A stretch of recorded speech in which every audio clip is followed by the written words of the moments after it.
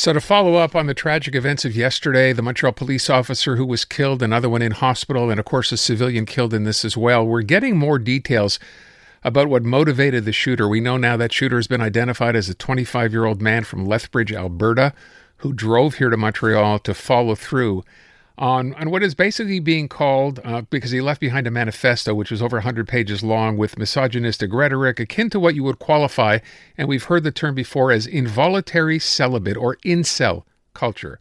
Francis Dupuis-Deri is a political science professor at UQAM, an expert in antifeminism and social movements, and is on the line. Thanks very much for your time this afternoon. If I could begin by asking you to define what exactly, we heard the term, I said what it meant, incel. What does it mean fully when we look at that and investigate it? What does it tell us? Yes, well, it's important to notice that the word celibates may mean not being in a relationship or not having sexual intercourse, and this is the second part which is important for the incels activists or incels fellows. They claim that they are deprived of sexuality by women who choose, apparently, it's what it's their thesis.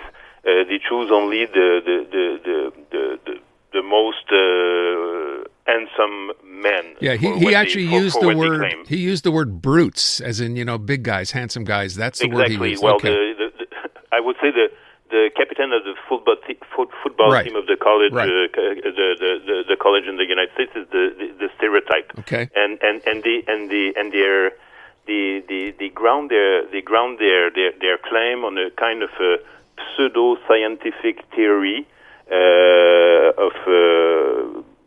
They claim that it's due to the biological genetic.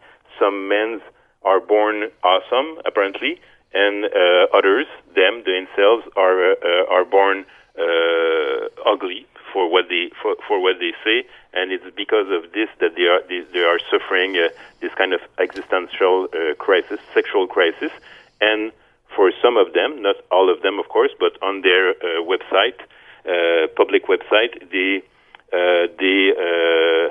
they call for a kind of a rebellion, even for a genocide, heinous words. It's very violent. So if it was only that, I get it. I've heard this before. I remember years ago stories about this. There were a couple in the U.S. that happened. We had that van attack in Toronto. Exactly. Yeah. That was the driver of the van in Toronto claimed himself openly on Facebook to be an incel. Right. Beyond that, though, from what I'm understanding, as information becomes available, beyond just this about the incel, about women, he attacked porn sites, saying they were largely responsible for the state of men today. He slammed capitalism here, and he said, and I'm quoting, the state of affairs regarding young people under 30 who live in Western countries. I mean, this was a long list of grievances. Yeah, you're right. It's not that common. In the incel, they are tending to commonly they are more on the right, kind of libertarian, individualistic libertarians, for what we can say, but they are a bit weird with regard to classic politics. They are not really Trumpist, but some of them are on the left. They are anti-capitalist. They believe that some people, some men, are making a lot of money and a lot of profit out of the sadness of these men, and the pornographic industry is one of the problem for what they see. So in this particular case, I mean, if I could just say, he seems like he was angry at the whole world, at everything and everybody. Yes, but it's the case with generally it's the case with the incel with a specific issue with women. Sometimes their mother, their sister, or their classmate. They hate, they despise women in general. But in this case, he also claimed that we must get rid of what he called the bourgeois class. Again, if you tie this just to the incel part, which is just this hate he had on for women, you might have asked the question, or maybe, I don't know, you have as much information perhaps as we do, or maybe more. You would think that if that was the case and he was going to act out and, he had a gun and he was planning an attack, would it have been against women if that was the issue? Why was it against police, or do you have any idea?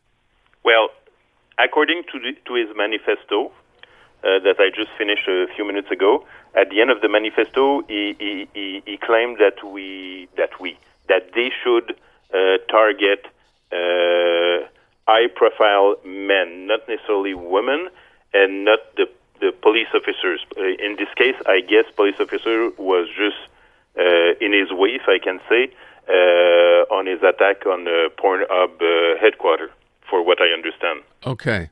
So men was going to be the target from what you understand. Police just happened to be there because we know someone called 911 to report gunshots. Yeah, exactly. But in other cases, like in Toronto in 2018, the van driver hit mainly women. I think it was 8 women, right, if I remember correctly, and two men bystander were also hit by the car, and they lose their life. I wonder the other thing in this, because, when people see something like this happening, the first thing we start to think, and I heard people talking about this already today, is there will be copycats, right? Someone else who finds himself in the same situation, looks at what this person did, thinks he's a hero for doing it. Yeah, that's a good question, especially with regard to incel, because, as I said, in Toronto in 2018, he claimed to be an incel, and he referred himself to others incel terrorists. So they have a kind of heroes and martyrs, and bizarrely, the man who killed 14 women at Polytechnic in Montreal in 1989 is one of them, and this is clearly a copycat kind of phenomena in this specific case. Yes. Is there some way to try to understand now, and I know there was a group out west after this happened saying they're starting to see radicalization happen there, anti-police, anti-capitalism. If we know this is coming, what way is there a way to infiltrate this system? What do we do in a case like this? I'm not sure that the anti-capitalist aspect of this specific man is the main issue, or should be the main concern. What is the main concern, for what I can understand, is really that he is an incel. He's really upset about the fact that he doesn't get the sexuality he claims he deserves. And this is the issue, and this is the problem. And with this community, he is not the first, and security agency like Interpol, Europol, the FBI, RCMP, and other agencies have identified the incel community for the last few years as a threat to public security. But it's really hard to stop them because they are individuals.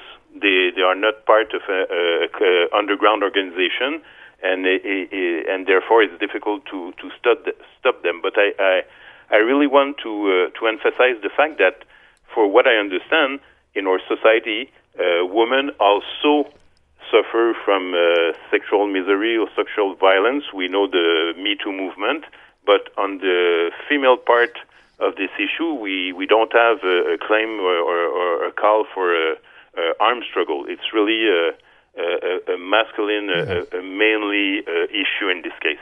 So you're almost sounding like you would not be surprised if we hear another story like this, in the not too distant future.